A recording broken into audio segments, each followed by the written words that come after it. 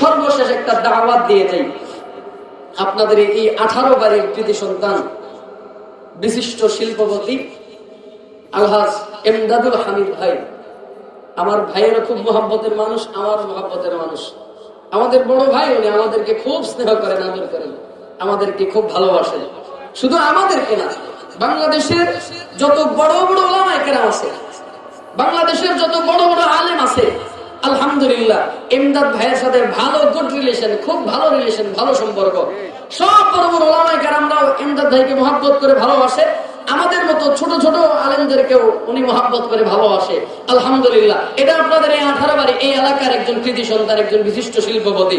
এখন কথা হচ্ছে, এই আসতেছে জানুয়ারি মাসের 6, 7, 8 এই 3 দিন 18 বাড়ি সরাতি বাইতুল আমান জামে মসজিদের ঐতিহাসিক সেই ইসলামী মহাসম্মেলন। ওই ইসলামী মহাসম্মেলনে দেশ সেরা ওলামায়ে কেরাম যারা আছে এরা 3 দিন থাকবে।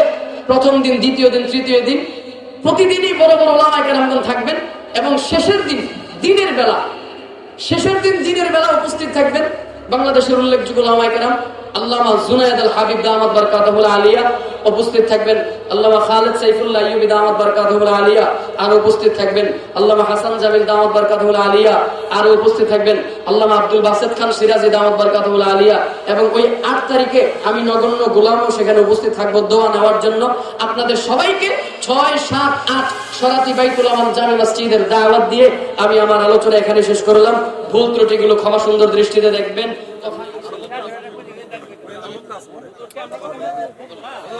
নরম না গরম? এখনো গরম? যারা দাঁড়ায় আছে এরা বসবেনি। আচ্ছা বলেন, গরমের দিকে অন্যত কথা কই, আমার দেশে দেখবেন কিছু ভণ্ড পীর আছে, এরা দেখবেন মজলুম মুসলমান যারা দুর্বল মুসলমান এদেরকে আলহামদুলিল্লাহ পড়েন, আরেকটু পরে বলেন আলহামদুলিল্লাহ।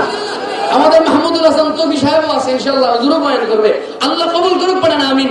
তার মানে এই মজমা ইনশাআল্লাহ আরো অনেক সময় পর্যন্ত চলবে। যা বলছিলাম, ছোট্ট একটা নাশিদ। বলেন, আমার দেশে কিছু দেখবেন পীর ভরা, এমন পীর দেখবেন যে পীরগুলা শিরিক দিয়া, যে পীরগুলা কি করে মুরিদের সেজদা দিয়া মানুষের ঈমানগুলোকে নষ্ট করায় দেয়, এরকম ভণ্ড পীর আছে না নাই? তাহলে সর্বশেষ ওই ভণ্ড পীরদেরকে নিয়ে একটু শোনা যাব, শুনবেন ইনশাআল্লাহ। খাজার নামে মাজার করে দেখায় যারা খাজার শান, দিনে করে ভণ্ডামি আর রাত্রে মারে গাজাইটা। আছে না নাই? একসাথে একটু গাইতে হবে, যেহেতু কইছেন গাওয়ার জন্য আদেশ করছেন, আমার ভাই আদেশ করছে, এর জন্য একসাথে গাইতে হবে। আমি যখন বলবো দিনে করে ভণ্ডামি, আপনাদেরকে বলতে হবে রাত্রে মারে গাজাইটা, কোনো ছাড় নেই। জোর করে যেহেতু গাওয়াইতেছেন, এবার আপনাদেরও গাইতে হবে, একসাথে সবাই মিলে গাইবো। যখন বলবো দিনে করে ভণ্ডামি, রাত্রে মারে, আপনারা বলবেন রাত্রে মারে। খাজার নামে মাজার করে দেখায় যারা খাজার শান, খাজার নামে মাজার করে দেখায় যারা খাজার শান, দিনে করে ভণ্ডামি আর রাত্রে মারে, দিনে করে ভণ্ডামি আর রাত্রে মারে গাজাইটা।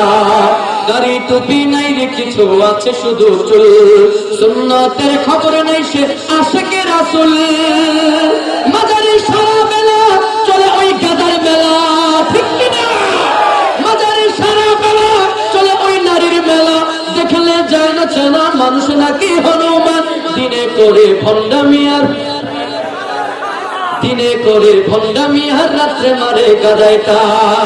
ওরে ল্যাংটা বাবার মতো কত ভণ্ড বাবা আছে, দুর্গন্ধে যায় না থাকা গেলে তাদের কাছে।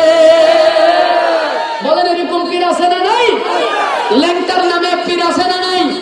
খেতাসার নামে পীর আছে না নাই? বদনাসার নামে পীর আছে না নাই? কালা বাবা, ল্যাংটা বাবা, অমুক বাবা, তমুক বাবা আছে না নাই?